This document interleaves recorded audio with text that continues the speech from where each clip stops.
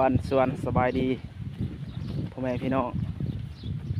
บ่ว่าจะอยู่ภายในหรือว่าต่างประเทศนี่ก็ครูบาก็ได้พา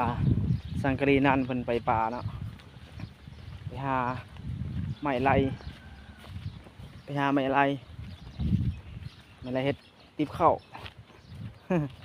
อาซิมีอยู่ภาษาทเนาะทางล่างมันก็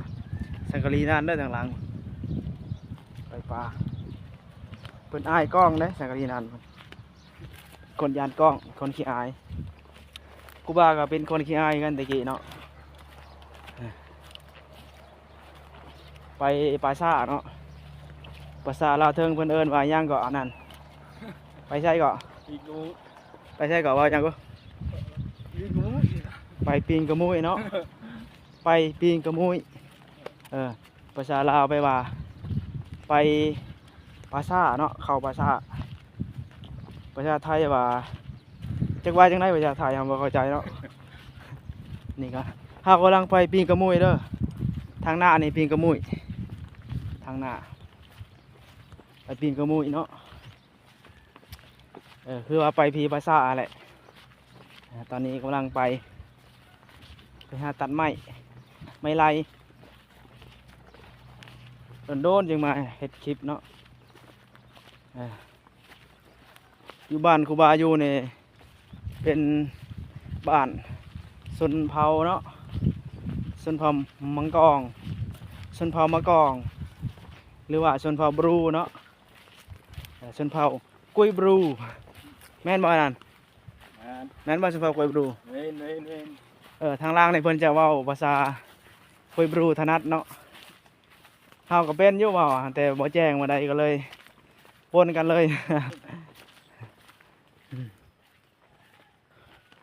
ไ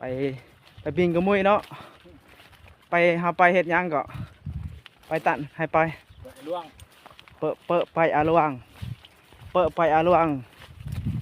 ไม่ไล่ล่วงอะไรเปะไปอาลวงอะไรต่างเขาโดย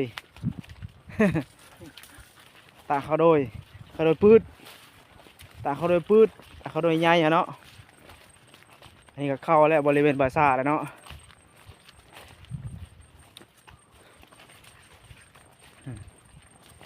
อันนี้ก็ครูบาเนาะครูบาเจเด้อนี่เด้อเจ้าของช่องแซนซับนี่แหละเจ้าของช่องแซนซับเลยนี่อัดคลิปก็เฮ็ดคลิปหน้าปกก่อน